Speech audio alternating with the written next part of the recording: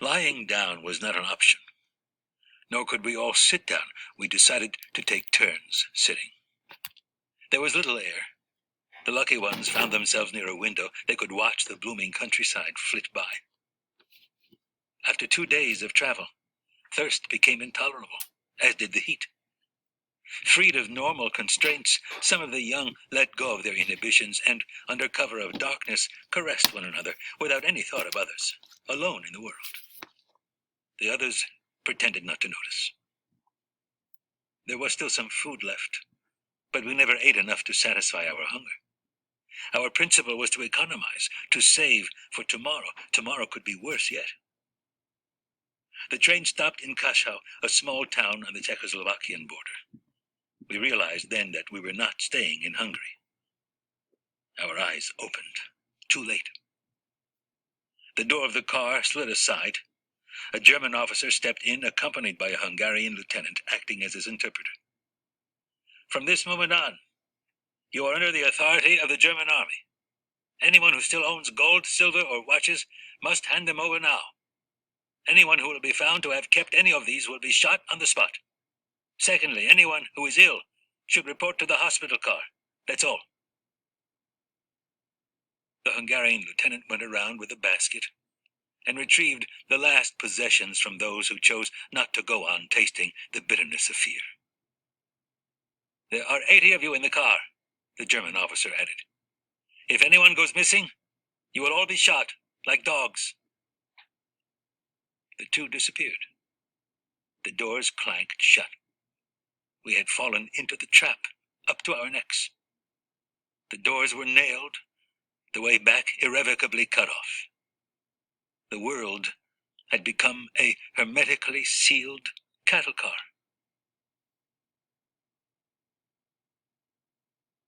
There was a woman among us, a certain Mrs. Schechter. She was in her 50s, and her 10-year-old son was with her, crouched in a corner. Her husband and 2 older sons had been deported with the first transport by mistake. The separation had totally shattered her. I knew her well. A quiet, tense woman with piercing eyes. She had been a frequent guest in our house. Her husband was a pious man who spent most of his days and nights in the house of study. It was she who supported the family. Mrs. Schechter had lost her mind. On the first day of the journey, she had already begun to moan. She kept asking why she had been separated from her family. Later, her sobs and screams became hysterical. On the 3rd night, as we were sleeping, some of us sitting, huddled against each other, some of us standing, a piercing cry broke the silence. Fire! I see a fire! I see a fire! There was a moment of panic. Who had screamed? It was Mrs. Schechter. Standing in the middle of the car, in the faint light filtering through the windows, she looked like a withered tree in a field of wheat. She was howling, pointing through the window. Look at this fire! This terrible fire! Have mercy on me! Some pressed against the bars to see. There was nothing, only the darkness of night. It took us a long time to recover from this harsh awakening. We were still trembling, and with every screech of the wheels, we felt the abyss opening beneath us.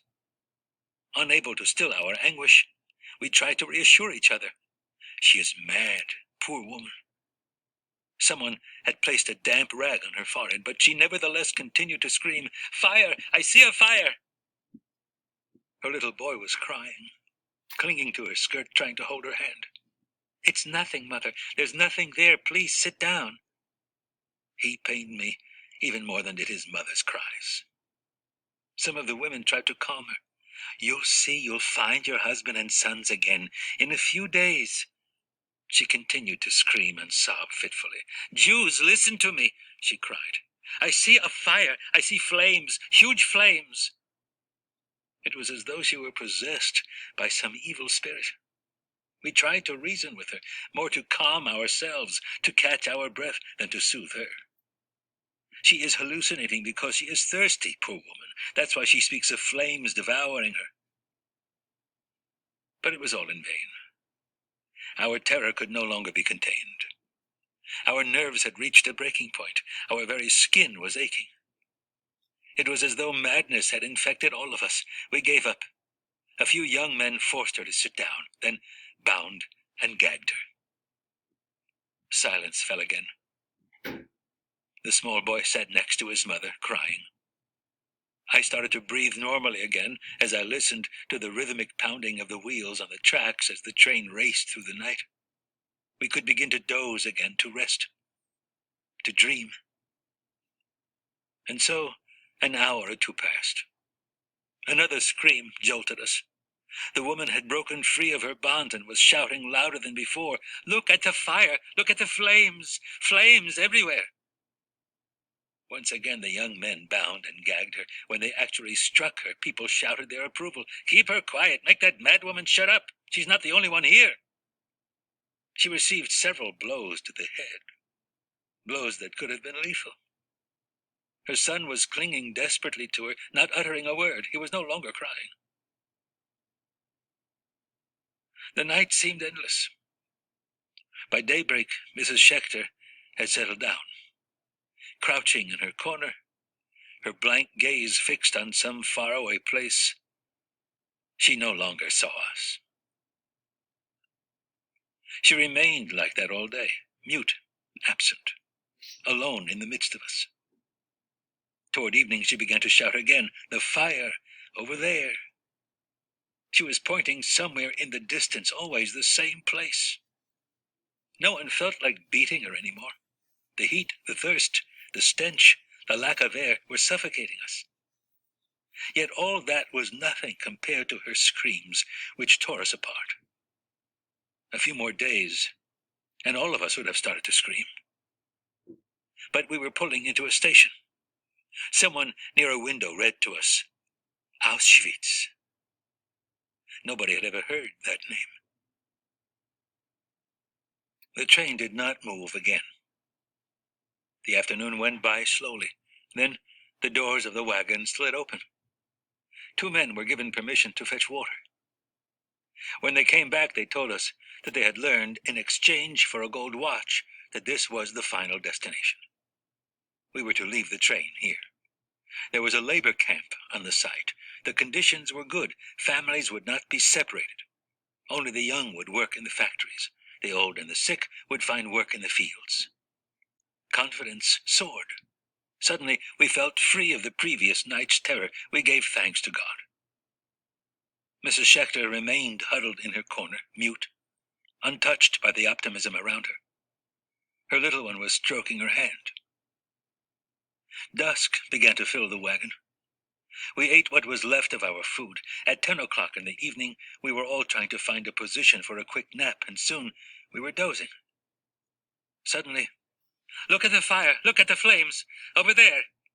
With a start, we awoke and rushed to the window yet again. We had believed her, if only for an instant. But there was nothing outside but darkness. We returned to our places, shame in our souls, but fear gnawing at us nevertheless. As she went on howling, she was struck again. Only with great difficulty did we succeed in quieting her down.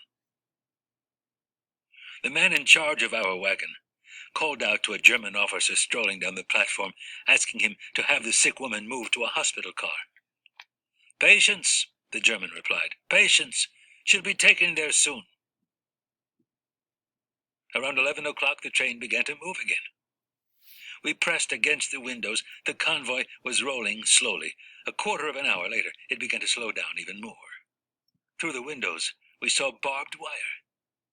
We understood that this was the camp. We had forgotten Mrs. Schechter's existence.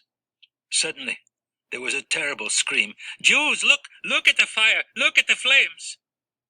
And as the train stopped, this time we saw flames rising from a tall chimney into a black sky.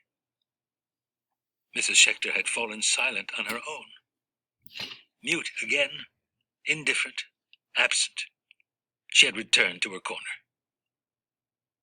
We stared at the flames in the darkness. A wretched stench floated in the air. Abruptly our doors opened. Strange-looking creatures dressed in striped jackets and black pants jumped into the wagon.